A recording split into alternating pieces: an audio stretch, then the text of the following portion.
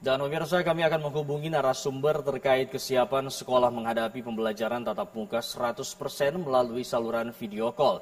Dan yang pertama kami hubungi adalah Kepala Dinas Pendidikan, Kebudayaan, Pemuda dan Olahraga Provinsi Gorontalo, Bapak Wahyudin Katili. Assalamualaikum Pak Wahyudin. Waalaikumsalam warahmatullahi wabarakatuh. Salam sehat Pak Wahyudin Katili. Salam sehat, alhamdulillah.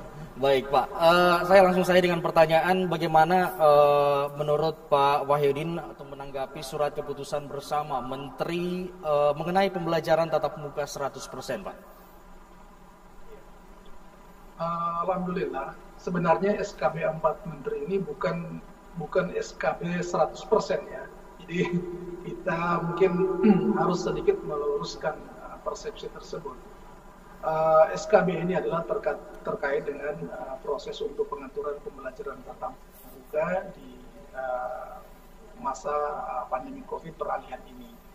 Jadi sebenarnya kalau kita mencermati SKB 4 Menteri itu ada beberapa alternatif yang ditawarkan sebenarnya. Sebenarnya Gorontalo ini kita sudah bisa masuk pada alternatif pertama untuk bisa 100%.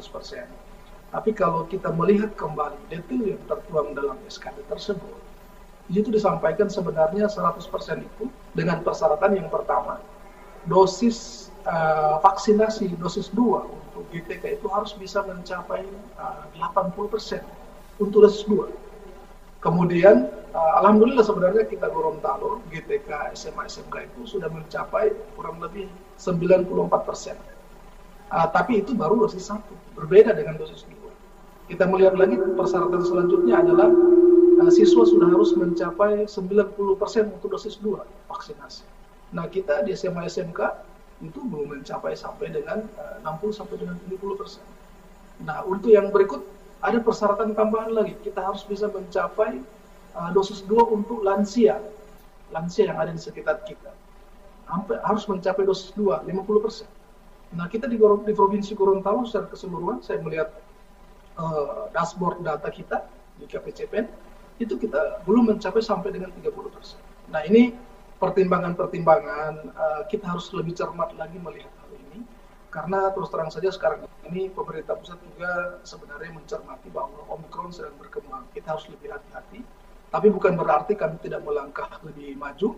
Alhamdulillah di beberapa provinsi sudah memberikan surat edaran kepada seluruh sekolah. Kami meningkatkan capaian untuk pembelajaran tatap muka itu. Kalau sebelumnya kita bagi 30% dalam seminggu ada 2 hari anak-anak bisa masuk ke sekolah. Sekarang kita sudah tingkatkan menjadi 50-50. 50-50 dalam arti 50% yang mengikuti pembelajaran tatap muka di kelas selama 3 hari, sedangkan yang 50%-nya itu berada di rumah dengan menggunakan metode daring. Jadi sebenarnya dengan sistem hybrid ini semua sudah terpenuhi. Yang penting anak-anak kita secara bertahap mereka sudah mulai terbiasa dengan pengkondisian. Dengan 50% ini mereka bisa membagi waktu.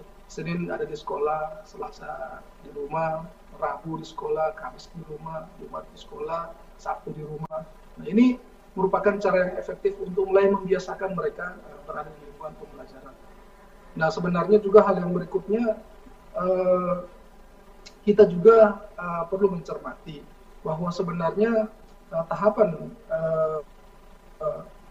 kami sudah membolehkan dalam surat edaran kami untuk memulai tahapan ekstrakurikuler dan olahraga. Ekstrakurikuler dan olahraga ini merupakan salah satu hal yang penting, maka kami secara bertahap mulai mengatur prosedur SOP-nya. Semoga ini bisa berjalan baik karena ekstrakurikuler dan olahraga adalah salah satu hal yang bisa menunjang kepada terbentuknya karakter dan pembentukan mental dari anak-anak kita.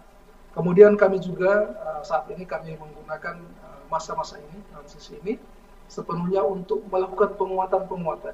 Anak-anak kita tidak boleh lengah di sekolah, GTK tidak boleh lengah, kita harus segera menyesuaikan dengan optimalkan penggunaan atau protokol kesehatan yang kita lakukan di sekolah.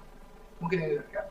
Baik. Pak Wahyudin, mungkin ini pertanyaan mewakili juga seluruh orang tua murid yang ada khususnya di Provinsi Gorontalo. Kira-kira kapan kemungkinan dimulai kembali pertemuan tatap muka 100% ini, Pak Wahyudin? Kalau kita melihat tergantung situasi. sebenarnya apa yang diinginkan oleh orang tua, ya, pembelajaran tatap muka, semua sekarang sudah tercapai. Perlu diingat bahwa saat ini vaksinasi itu bagi siswa dan GTK itu belum mencapai 100%. Maka kita harus juga melayani teman-teman kita, ya, GTK kita harus melayani para siswa kita yang sampai dengan saat ini belum divaksin, hanya karena mereka tidak lolos screening. Itu harus kita tanggapi dengan model melakukan pembelajaran secara virtual yang kami lakukan saat ini. Jadi dengan perangkat-perangkat yang kita pasang di kelas, orang yang sementara, ya, guru dan siswa yang sementara melakukan pembelajaran di kelas itu bisa diikuti pembelajaran secara daring dari rumah oleh siswa. Sebenarnya ini mengarahkan kita untuk lebih terbiasa. Kalau saya tidak setuju dengan lost generation, karena sebenarnya anak-anak kita yang saat ini, guru-guru saat ini adalah mereka-mereka yang dibentuk ketangguhannya oleh situasi pandemi COVID. Mereka lebih terbiasa dengan teknologi, mereka bisa banyak kiat-kiat untuk melakukan pembelajaran. Oke, baik. Saya ucapkan terima kasih untuk Pak Wahidin Kartini selaku Kepala Dinas Pendidikan, Kebudayaan, Pemuda dan Olahraga Provinsi Gorontalo sudah bergabung bersama kami di sini. Terima kasih, selamat bertugas kembali Pak Wahidin.